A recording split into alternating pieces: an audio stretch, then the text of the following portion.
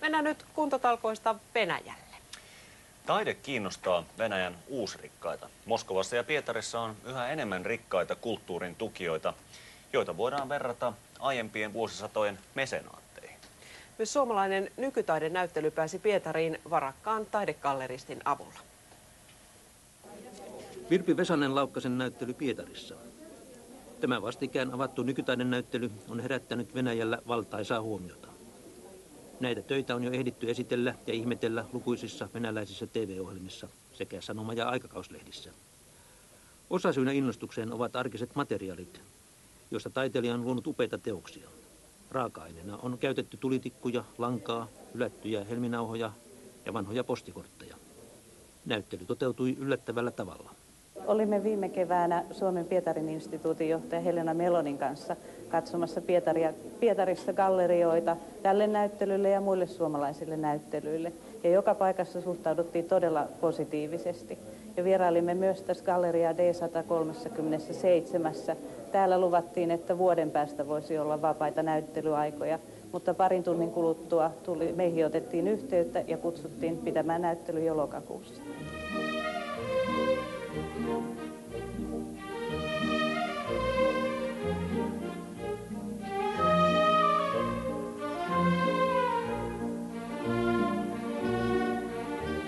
Vetonaulana on karamelliprinsessa, jättiläismäinen juhlahame, joka on tehty karamellipapereista. Näyttelyn herättämä yllättävä mediahuomio on paljolti galleristi Olga Kudryatsevan ansiota. Hän halusi asettaa nämä teokset esille Nevski-prospektilla sijaitsevassa galleriassaan. Ilmaiseksi.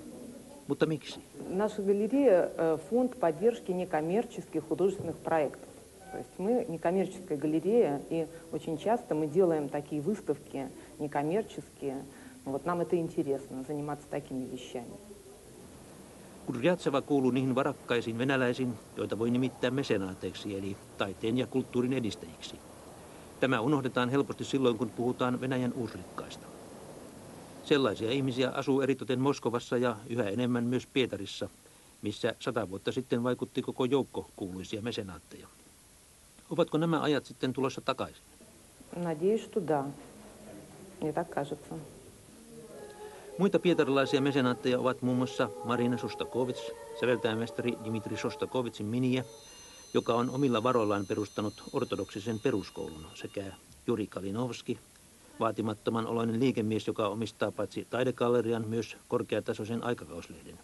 No, я с детства сам интересовался живописью, и когда начал в 90-х годах заниматься бизнесом, то мне захотелось все-таки внести свою лепту в этот мир искусства, который существует, так как сам я не стал ни художником, ни скульптором. Kalinovskin kustantama 2-3 toimittajaa työllistävä kulttuurilehti on erikoistunut kuvataiteisiin. Sen tuotot ovat murto-osa kustannuksista. Tappion Kalinovski maksaa omasta pussistaan. Даже когда были трудные времена и практически у него не было денег, и была очень тяжелая ситуация, он отдавал. Вот дело в том, что вот мне запомнилось одно очень замечательное выражение моей подружки. Он говорит, она сказала, что добрый – это тот, у кого мало, но вот тот, который все-таки отдает. И вот это меценатство. Tällä perusteella Pietarissa elää varmasti kymmeniä tuhansia mesenaatteja. Nimitys mesenaatti muuten on peräisin roomalaisesta Mekenas-nimisestä rikkaasta taiteiden suosiasta. Ilman mesenaatteja maailmanhistoriasta puuttuisi monta kohokohtaa.